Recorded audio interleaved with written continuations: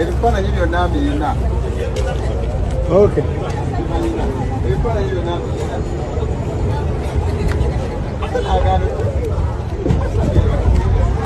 Ebintu kulaba nekkulo bagamba mukuusuka. Abyekoze. Bagenda kuteeka omulamu.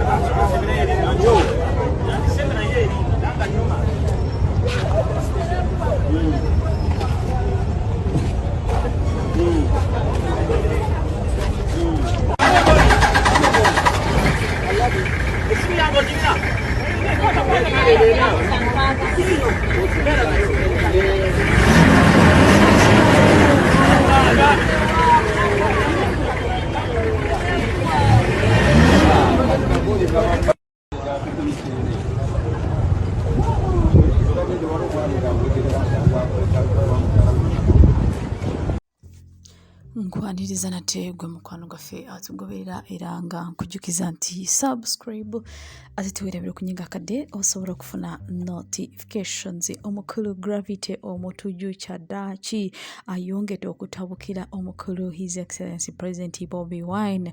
Nakati omukulu Gravity Omutuju yagenze maaso n'okubanga awaayo ettaka lye eriri e Busaabala. Gravity Omutuju yavuddeyo n'agamba nti Bobi Wine waba aganye okuzimba eddwaliro ku ttaka lye, waba aganye okuwaayo ettaka, kanange nkole kyensobola kyonna okulaba nti mbawe ettaka lino muzimbeko eddwaliro. Omukulu ono Gravity Omutuju yavuddeyo gye buvuddeko n'atandika okusaba eddwaliro ng'abanja eddwaliro Kyagulanyi Ssentamu ng'agamba nti ayagala azimba eddwaliro e Busaabala. Abantu b'e Busaabala bafune ku ddagala, bafune ku bujjanjabi kumpi. Kakati omukulu Gravity Omutuju mu kusooka yagenda maaso n'okubanga ayiwa omusenyu agula obusawo bwa semit nga buteeka Busaabala ku beach, ku gate eyingira ku beach. Omukulu ono ng'agamba nti ayagala aleete ebisookerwako n'abalala bongereko ebirala baleete bawe omukulu Bobi Wine okulaba nti azimba eddwaliro e Busaabala. Kakati oluvannyuma lw'okubanga yalemereddwa okuwaayo ettaka, omukulu Gravity Omutuju yavuddeyo n'agamba nti kati kaye kasarendaringe ettaka lye aliweeyo bazimbe eddwaliro e Busaabala, abantu b'e Busaabala bafune obujjanjabi. Of course Gravity Omutuju agenda maaso n'okubanga afeesinga ebivumu ebimu ku social media ng'abamu bagamba nti ku luno kyakola ajja kwejjusa. Abantu bangi bamutabukidde Gravity Omutuju era ne bapostinga comments nyingi nnyo ku mukulu ono, era teyakoma ku President Bobi Wine era yagenda maaso n'okubanga agamba President Yoweri Museveni ng'amusaba okuba nti supportinge abantu b'e Busaabala azimbeko ku ddwaliro. Gravity Omutuju yagamba nti tasaba Bobi Wine yekka wabula ne President Museveni naye yamusabye obuyambi okulaba nti bazimba eddwaliro e Busaabala. Mawulire amalala ge tulina ge mawulire ag'omukulu mwa baby Gloria nga ono yasazeewo okubanga afuluma Kampala Cream nga eno ebadde eno show eri mu Kampala nga mulimu abantu ab'enjawulo nga kuno kuliko TV show, reality TV show nga mulimu Zahara Toto, mulimu Baby Gloria, mulimu Mami Deb, mulimu Etania. Kakati abakyala bano nga bagenda maaso n'okubanga batandikawo Kampala Cream. Kigambibwa nti Baby Gloria ye avuddeyo n'agamba nti ye saawa yonna ekintu akivaamu olw'ensonga nti byonna bye bakola bakolera ku script, bafollowinga script. Ate script gye bafollowinga yagamba nti tasobola kufeekinga, bawandiika ebintu nga bya bulimba ng'alina okukkiriza yeefuule nti bye bituufu, alina okuba nga bya followinga okwogera. Yagambye nti asobola okkiriza okwefuula nti akaaba, n'ajjukiramu ekyamukaabyako n'akaabamu awo, naye ekyokulimba obulamu bwe n'ateekawo ebirala. Omukulu ono omwana muwala ono avuddeyo n'agamba nti ebyo tabisobola. Baby Gloria avuddeyo n'agamba nti ye tajja kukkiriza kubanga afeekinga amaziga ate ayongereko n'okubanga afeekinga obulamu bwe. Baby Gloria avuddeyo n'agamba nti ye tajja kukkiriza ebya Kampala Cream era asazeewo kubanga sheno agivaamu anoonye ebirala ebyokola. Updates endala ziza DJ Elcom Tijono kigambibwa nti yavuddeyo n'agamba nti ettaka eriri ebusaabala Gravity Omutujju lyagamba nti bagenda zimbako eddwaliro. Omuvubuka ono avuddeyo n'agamba nti ettaka eryo lirye Gravity Omutujju awaayo ebitali bibye. Omuvubuka ono avuddeyo n'agamba nti ettaka eryo lye bagenda maaso n'okubanga baagala okuzimbako eddwaliro. Agambye nti ettaka eryo Gravity Omutujju ali mu kukola kikyamu olw'ensonga nti ne Buganda Land Board eragira ddala nti ettaka lino lya mukulu ono DJ. Kakati Gravity Omutujju kyakola kikyamu okubanga agezaako okuzimba eddwaliro ku ttaka eritali lirye. Mwana muwala Rema namakula Kyaddaaki avuddemu omwaso oluvannyuma lw'okuba nti abadde ng'ennaku zino alina akafiga akalungi akoogeza abantu obwama nga beebuuza kiki omukyalo ono ng'anyiridde ennaku zino ataddeko kafiga ebbina kwediri hips kweziri. Kakati mwana muwala Rema namakula yavuddeyo n'abaanukula ku press conference. Rema namakula yavuddeyo n'agamba nti figa ye ennungi enyirira ye results eziva mu mukwano gwafuna eri omukulu Dr. Hamza Sebunya. Kakati omukyalo ono omwaka oguwedde yalabikako ng'akyusemuko ng'alina ebbina alina hips kwegamba abantu ne boogera ne bagamba nti omukyalo ono yandiba nga yakola plastic surgery. Abalala nga bagamba nti yandiba ng'ayambala akabina. Bintu bingi ebyayogerwa. Kakati omukyalo ono avuddeyo n'abaanukula n'agamba nti byonna bye balaba the results eziva mu mukwano gwa Dr. Hamza gwamulaga. Omwana muwala ono avuddeyo n'agamba nti Dr. Hamza amulaze omukwano, amwagadde, amusupportinze kwegamba amulaze biri ebyalagirwa biri bye yalootanga ali mu birooto bye. Kakati omukyalo ono avuddeyo n'agamba nti ye Dr. Hamza amulaze omukwano y'ensonga lwaki ebintu essanyu lyafuna liraga mu appearance gy'alina ennaku zino nti ye akanyidiro k'alina kava ku mukwano Dr. Hamza kwamuwa era kava ku mukwano gwa Dr. Hamza. Kakati omukyalo ono Rema namakula avuddeyo n'ajjukiza abantu n'agamba nti omukwano omungi ennyo gwafuna eri omwami we Dr. Hamza gwe gumuleetedde okulaba nti anyirira nga bw'afaanana olunaku olwaleero. Amawulire magazine nage mawulire g'omukulu comedian Maulana nga bwe twogera ye poliisi emulina.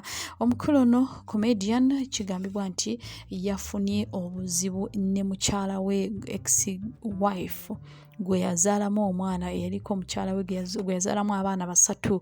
Kakati omuvubuka ono kigambibwa nti ye takyalabirira baana be, takyalabirira mukyala n'abaana era bukyanga baawukana. Omukulu ono yavaayo n'agamba nti omukazi oyo yayagala okwewa obutwa ne bbaawe bonna baffe, kyekintu ekyaleetera Maulana okuba nga separatinga n'omukyala oyo.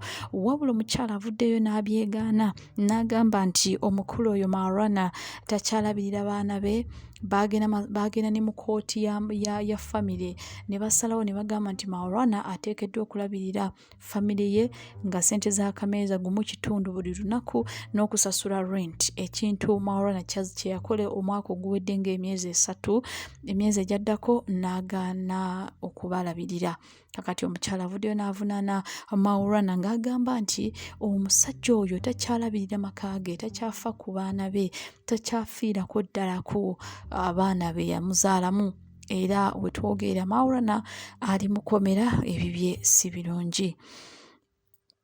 Baby Deo mu kuziikibwa kwe, Baby Deo yalabiseeko nga bamuteereddeko omusalaba ku sanduuke, wabula kigambibwa nti Baby Deo omusalaba gwakutuseeko nga Baby Deo nga tanafa yali takkiririza mu Katonda era okumuteerako omusalaba ekyo kyalagidde ddala nti ye tabyetaaga ne mu kufa kwe.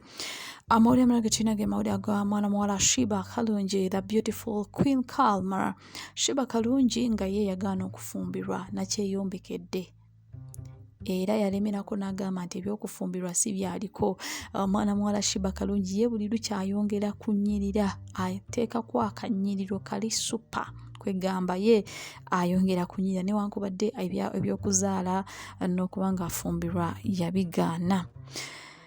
updates inzala zetulina ze updates okuva mu Bad Black. Bad Black wetwogera maama Jonah gwe tumanyi obulungi asabulira ddala yettasirirako ate awa ensonga ze nga bwazitegeera oba nga endowooza ye nga bwagirina nga bwalowooza kyayogera. Kakati maama Jonah nga wetwogera ye ali mu ssanyu oluvannyuma lw'okuba nga afunye emmotoka Mercedes Benz, motoka mpya ate motoka nnungi nnyo.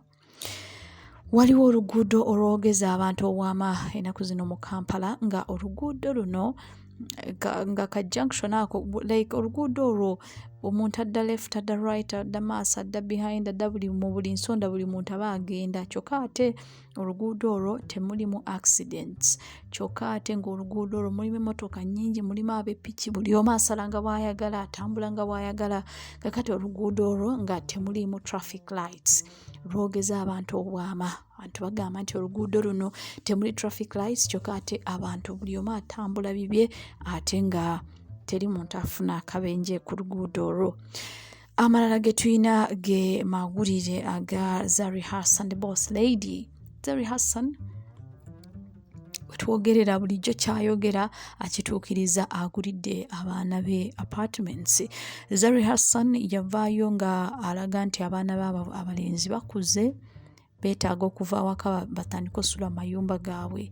Zari Hassan yayombanga n'abaana be ku parking mu maka gaabwe nga teri parking, nga abaana bataddewo emmotoka zaabwe kyokka ate nga ne maama emmotoka ze weeziri, nga kakati balina okulwanira parking. Asoose afuna ka parking akalungi, kwegamba ng'okulwanagana okuli wakati w'abakulu bano Zari Hassan n'abavubuka ne batabani be nga kwamaanyi. Wetwogera ye ebintu yabikoze dda, yaguze apartments era wetwogera abaana ba Zari Hassan essaawa yonna bajja kuba nga bamovinga in. Updates ate endala ze tulina zeeza mwana muwala wa Maureen Nantume nga onamanyiddwa nga Whitney. Omwana ayongedde okuba nga ateekako akanyiriro nga mami we naye nga ono yeetegekera okuba nga celebrating birthday omwaka guno gw'2024. Stay tuned and don't forget to subscribe. Wano abaana bo baagaana okusenguka okunviira mukyayombera parking walungi waliwo buli kimu. Akyusiza camera wano baagaana okubeerayo buli omwana wa apartments wano, naye omwaka guno bagenda lwampaka bagenda. It's really nice. I mean, look at all of this.